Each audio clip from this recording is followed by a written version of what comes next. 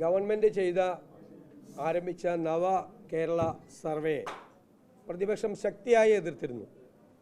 കാരണം CPM ആണ് ആദ്യ സർക്കുലർ ഇറക്കിയത്. CPM പ്രവർത്തകരെ വോളണ്ടിയർമാരായിട്ട് DYFI പ്രവർത്തകരെ വോളണ്ടിയർമാരായി നിശ്ചയിച്ചുകൊണ്ടുള്ള നവകേരള സർവേ. എന്നിട്ടത് സർക്കാർ ഏറ്റെടുക്കുന്നു.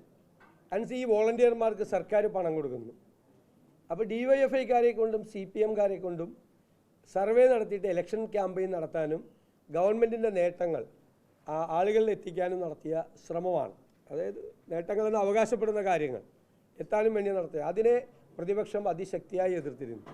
ഇന്ന് ബഹുമാനപ്പെട്ട ഹൈക്കോടതി അത് നിയമവിരുദ്ധമാണ് എന്ന് പ്രഖ്യാപിക്കുകയും നിർത്തിവെക്കാൻ ആവശ്യപ്പെടുകയും ചെയ്തു.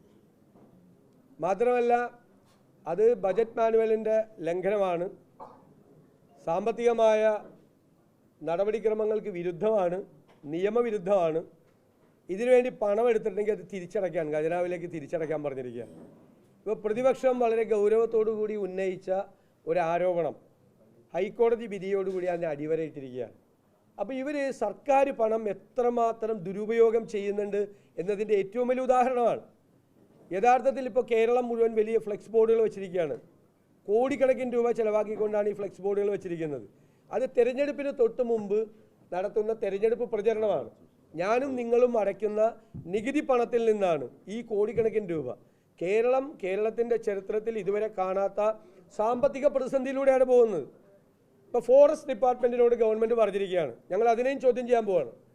ഫോറസ്റ്റ് ഡിപ്പാർട്ട്മെൻറ്റിലെ ഉദ്യോഗസ്ഥന്മാർ കോളനികൾ കയറി ഇറങ്ങി സർക്കാരിൻ്റെ നേട്ടങ്ങൾ വിശദീകരിക്കുകയാണ്.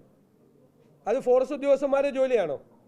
അവർ വന്യജീവി ആക്രമണം തടയാൻ ഒന്നും ചെയ്യാത്ത ഫോറസ്റ്റ് ഡിപ്പാർട്ട്മെൻറ്റ് സർക്കാരിൻ്റെ നേട്ടങ്ങൾ, അതായത് CPMകാർ വീട്ടിൽ കൊണ്ട് കൊടുക്കേണ്ട നോട്ടീസും മറ്റു കാര്യങ്ങളും ഫോറസ്റ്റ് ഉദ്യോഗസ്ഥന്മാരെ കൊണ്ട് ട്രൈബൽ കോളനികളിൽ വിതരണം ചെയ്യിപ്പിക്കുക. ഇവർ ചെല്ലുമ്പോൾ തന്നെ പേടിയാണല്ലോ.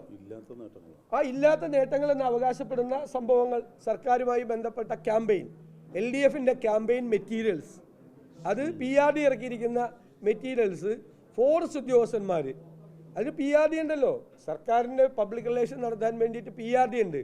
ഫോറസ്റ്റ് ഡിപ്പാർട്ട്മെൻറ്റിനെ കൊണ്ട് വിവിധ ട്രൈബൽ കോളനികളിൽ ചെന്നുകൊണ്ടുപോയിട്ട് ഈ മെറ്റീരിയൽസ് കൊടുക്കാൻ പറഞ്ഞിരിക്കുകയാണ് ലഘുലേഖ.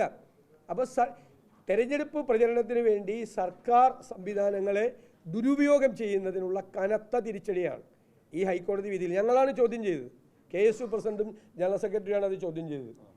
അതിലാണ് ഭയങ്കര ശക്തമായ വിധി കോടതിയുടെ ഭാഗത്ത് നിന്ന് ഉണ്ടായിരിക്കുന്നത്. KSU പ്രസിഡന്റ് അലോഷ്യസ് സേവ്യറും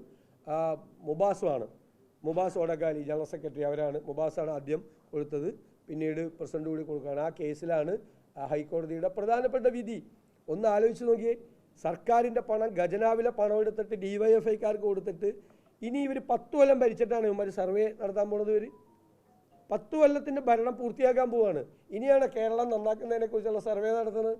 അതല്ല, യഥാർത്ഥത്തിൽ തെരഞ്ഞെടുപ്പ് പ്രചരണം നടത്താൻ വേണ്ടി സർക്കാർ ഫണ്ടിൽ നിന്നും DYFIക്കാർക്കും CPMനും ഫണ്ട് കൊടുക്കുകയാണ്.